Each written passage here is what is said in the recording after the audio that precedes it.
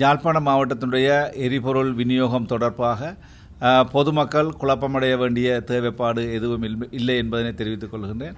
ஏனென்று கேட்டால் இந்த இலங்கை பெட்ரோலிய கூட்டுத்தாபனத்துடைய களஞ்சியங்களிலிருந்து யாழ்ப்பாணம் மாவட்டத்திற்கு தொடர்ச்சியாக எரிபொருள் விநியோகம் மேற்கொள்ளப்பட்டு வருகின்றது. அந்த வகையிலே கடந்த 1ஆம் தேதி 1,71,600 லிட்டர் பெட்ரோலும், 2ஆம் தேதி 2,04,600 லிட்டர் பெட்ரோலும், 3ஆம் தேதி 1,91,400 லிட்டர் பெட்ரோலும், 4ஆம் தேதி இன்றைய தினம் 3,10,200 லிட்டர் பெட்ரோலும் எடுத்து வரப்பட்டிருக்கின்றது.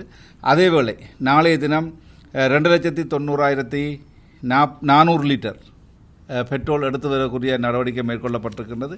ஆகவே இந்த பொதுமக்கள் தேவையற்ற விதத்திலே இந்த எரிபொருளை பெட்ரோலை சேமிப்பதன் மூலம் ஒரு செயற்கை தட்டுப்பாட்டு நிலைமையை உருவாக்கி வருகின்றார்கள். ஆகவே இதை தவிர்த்துக் கொள்ளுமாறு உங்களை தயவாக கேட்டுக்கொள்கின்றேன். இதே வேளையிலே மண்ணெண்ணெய் விநியோகம் நாளை 1,58,400 லிட்டர் மண்ணெண்ணெய் எடுத்து வரப்பட்டு விநியோகிக்கப்பட இருக்கின்றது. இலங்கை பெட்ரோலிய கூட்டுத்தாபனத்துடைய தலைவர் அவர்களோடு தொடர்பு கொண்ட போது எந்த விதத்திலும் பெட்ரோல் தட்டுப்பாட்டு நிலைமை இல்லை என்பதையும் தொடர்ச்சியாக தாங்கள் யாழ்ப்பாணத்திற்கு இந்த எரிபொருளை பெட்ரோலை அனுப்புவதாக தெரிவித்திருக்கிறார். அதே வேளையிலே வடபிராந்திய முகாமையாளோடு தொடர்பு கொண்டு இந்த விநியோகத்தை சீரான முறையில் மேற்கொள்ளக்கூடிய ஏற்பாடுகளை மேற்கொள்ளுமாறு தெரிவித்திருக்கிறாங்க.